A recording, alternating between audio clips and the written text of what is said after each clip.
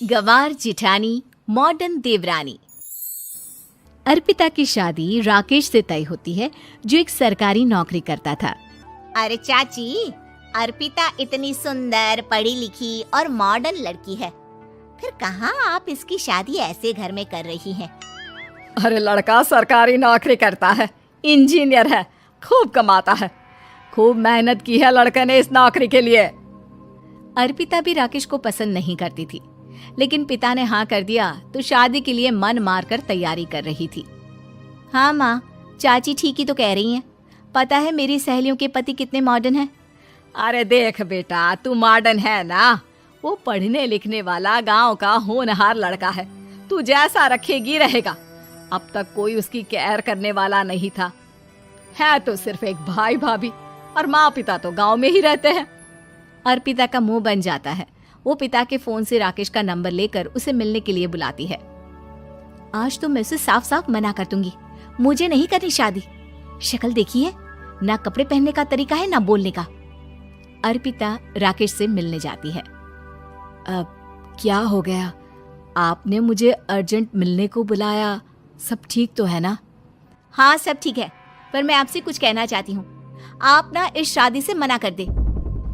राकेश की आंखें अर्पिता की इस बात से लाल हो जाती है।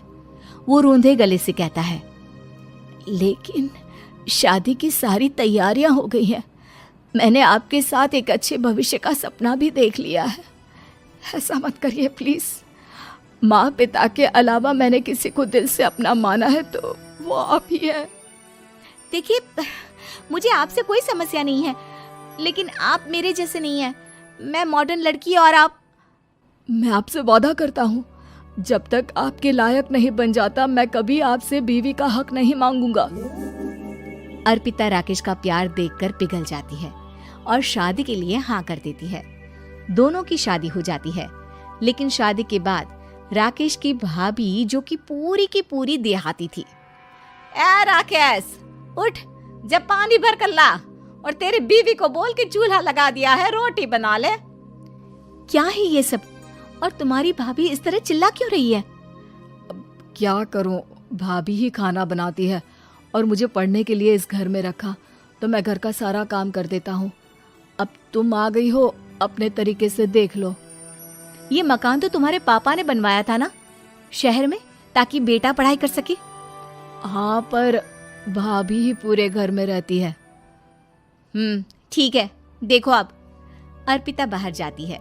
सूट पहनी अर्पिता को देखकर जेठानी का पारा हाई हो जाता है। ए शहर की हीरोइन, यहाँ ना चलेगा ये सब, समझी?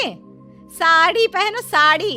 वो नारंगी वाली निकाले हैं तुम्हारे लिए, जिसमें हरे रंग का फूल बना है, और सीधे पहुंचो रसोई में। मेरे आगे नहीं चलेगा ये सूट बूट का नाटक, समझी? देखिए भाभी, आप बड़ी हैं, आपने राकेश की पढ़ाई में मदद की, लेकिन ये मकान इनके पिताजी का है, तो मैं अपना पोर्शन अलग कर रही हूँ। मैं आज से आपके साथ नहीं रहूंगी। जेठानी का तो मानो पारा ही हाई हो जाता है। और ऐसा कैसे नहीं रहेगी? हाँ, और कौन बोला कि राकेश अलग हो जाएगा? वो अपने भाई के बिना नहीं रहता। आज देखिए तो, देखिए कल के आई छोरी क्या बोल रही है। राकेश के साथ बात हो गई है, मैंने ऊपर का हिस्सा राकेश को दे दिया है। उसकी अपनी जिंदगी शुरू हो रही है, तो अच्छा है ना कि अब रसोई भी अलग हो जाए। अर्पिता राकेश की ओर फक्र से देखती है कि उसने अर्पिता के लिए स्टैंड लिया। अर्पिता बाजार में जाकर सारा रसोई का सामान ले आती है। पिता के दिए सामान से घर सजाती है और अपने तरीके से पूरे घर की सजावट करती है। शाम को राकेश ऑफिस से आता है। कुर्ता पैजामे में राकेश को देखकर, अरे ये क्या पहना है? भाभी सिलती है ना कुर्ता, मैं सारी कमाई भाभी को ही दे देता हूँ। लेकिन अब ना बीवी को देना होगा, क्योंकि भैया भी अच्छी नौकरी करते हैं। भाभी अपने पति का पैसा संभालें और मैं अपने पति का पैसा संभालूंगी। तभी भाभी आ जाती है।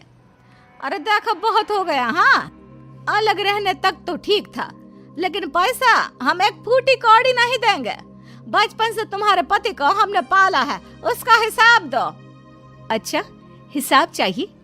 कितना पढ़ी हैं आप जो आपको हिसाब चाहिए? बड़े भाई हैं उनकी, जिन्होंने उन्हें पढ़ाया लिखाया, वो हिसाब मांगेंगे तो जरूर दे दूंगी भाभी। अरे देख, हाँ, अगर तूने पढ़ाई की है तो मैं भी अंगूठा छापना हूँ। अरे 5 की क्लास तक पूरी पढ़ाई की है, समझे? वैसे भी कल इन लोगों के माँ बाबूजी आ रहे हैं गांव से, वही लोग ठिकाने लगाएंगे तुझे। अगले दिन सास ससुर आते हैं, दोनों बहुत ही सीधे लोग। अच्छा किया जो ऊपर के हिस्से में राकेश की गृहस्थी लगा दी। अब दोनों बेटे अपना अपना देख ले। छोटी बहू कहाँ है?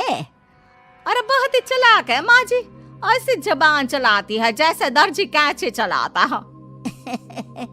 वैसे बहू तुम भी कम नहीं थी। और सुनाओ। तभी छोटी बहू सास ससुर के पैर छूकर उन लोगों को चाय और नाश्ता देती है।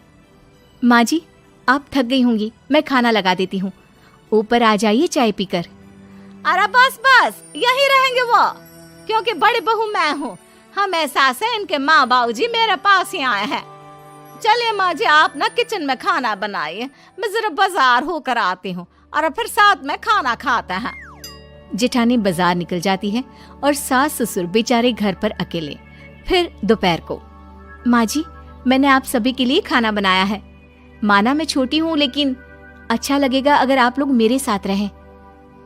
वैसे भी यहाँ है कौन बेटा, चलो ऊपर राकेश के पास ही चलते हैं। सास ससुर दोपहर का खाना खाकर वहीं आराम करने लगते हैं कि जेठानी आ जाती है। अरे वाह, ये तो वही बात हुई ना, कल की आई को पूरा परिवार और हम अकेले के अकेले। भाभी देखिए, परिवार में प्यार से रहा जाता है, ना कि चालाकी से। अम्मा खाना कैसे बनाती, पहले ही गांव से थक कर आई हैं। हाय रे दया, तो मैं का बाजार से ऐस करके आ रही हूँ। अरे भूख के मारे मेरा सर दर्द हो रहा है, और यहाँ मेरी फिक्र कौन करेगा? अरे तो किचन में खाना है, लगा देती हूँ मैं भाभी। बड़ी बैठकर खाना खाती है और शाम को जब राकेश घर आता है। अरे राकेश, तू तो पूरा हीरो लग रहा है इन कपड़ों में।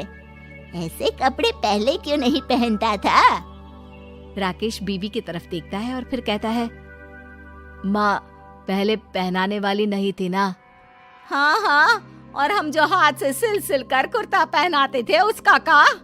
अरे तुम्हारे भैया तो आज भी पहन रहे हैं। तभी अर्पिता सास के लिए कपड़े और ससुर के लिए शर्ट पैंट ला कर देती है। उन लोगों को फ्रिज से ठंडा पानी और टीवी में फिल्म दिखाती है। अरे कब से इनको बोल रहे हैं कि फ्रिज वाले आओ, लेकिन ये है कि मानत ही ना है। बहू, अब तो तुम ही समझाओ ससुर जी को। नहीं पापा, आप फ्रिज मत लीजिए। अरे वाह रे छोटे, खुद फ्रिज का ऐसे का मजा ले, और इनकी माँ के पास फ्रिज भी ना हो। अरे देखा पिताजी, देखा माँ जी कब बोल रही है। अरे उसकी पूरी बात तो सुन लो कि वो क्या बोल रही है। वो इसलिए क्योंकि अब माँ जी और पापा यहीं रहेंगे मेरे पास।